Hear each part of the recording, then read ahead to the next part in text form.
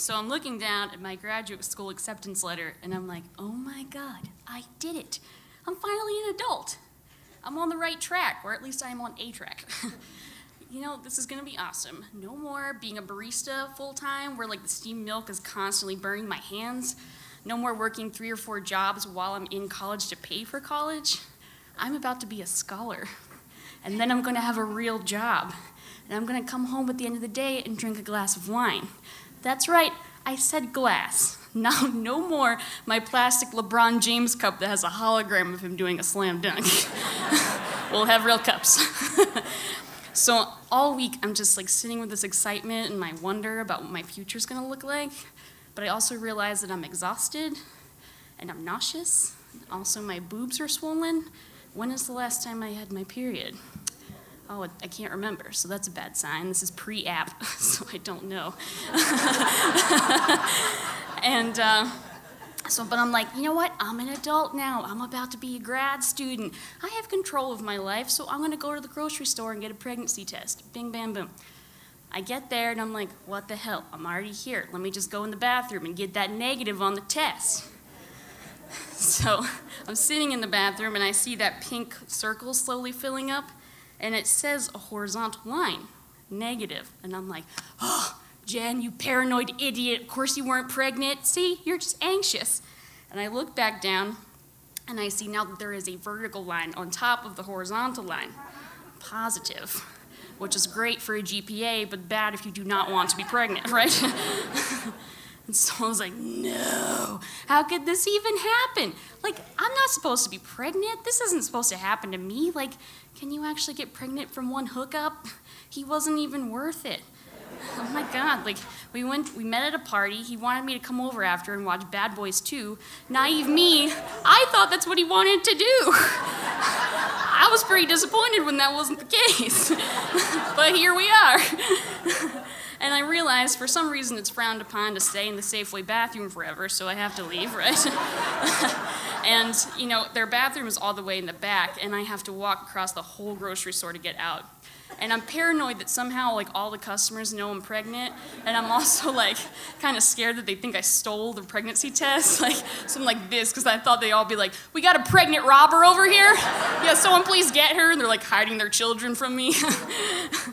So all this, like, newly found maturity and confidence that I gained has slowly fizzled since I found out I was pregnant. And I'm kind of desperately seeking reassurance from my loved ones. Probably in a span of 1 or 2 hours, I told like everyone I knew I was pregnant. Bad idea, don't do that. And I was kind of at least hoping that people would be like, oh, just make the decision that's best for you, it's gonna be fine. And that was not the case. My best friend from high school was like, what are you gonna do? You know I'm like against abortion, right? And my family was like, abortion, that doesn't sound like you. Maybe you should give it up for adoption. And then the guy that got me pregnant called me in 5-minute intervals, and he was like, hey, Tim again, just checking to see if you're getting an abortion. Just so you know, it's the only way I'm gonna support you. Prince Charming, I think he's single, ladies, if you're interested. Why am I not with him right now? And my boss at the time was like, oh my gosh, you're gonna be a great mom. Just like work really hard and save your money. Like, first of all, ew. And no thank you.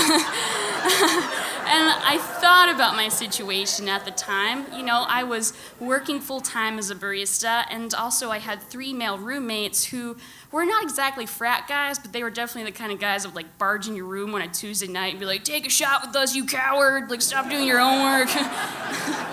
So, when I told them I was pregnant, their reaction was to look at each other and go, house baby! I was like, no, none of that. No, thank you. So all this was like super overwhelming.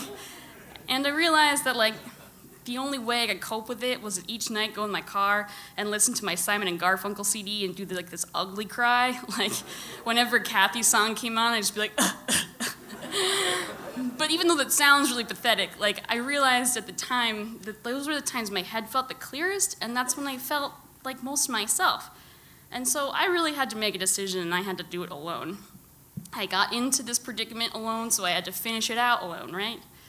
and even though it seemed terrifying. But you know what? I replaced that Simon & Garfunkel CD with the self-titled Genesis album, and on my way to my abortion, I played that song, That's All. You know, the one that's like, always the same, it's just a shame, that's all. And like, I don't know what it was about, but the whole time I was cranking it, I was like, this is about me, that's all, yeah. So I got the abortion, spoiler alert, and you know, as it turned out, I finished grad school. It's one of the best experiences of my life. Thank you, thank you. I met the girl of my dreams. Spoiler alert, I am not straight, as it turns out. I don't need no man. And you know what? Adulthood is pretty awesome. And now I have amazing friends that when I tell them that I had an abortion, they're like, oh yeah, sounds like you made the right decision. So adulthood's looking pretty good. Thank you.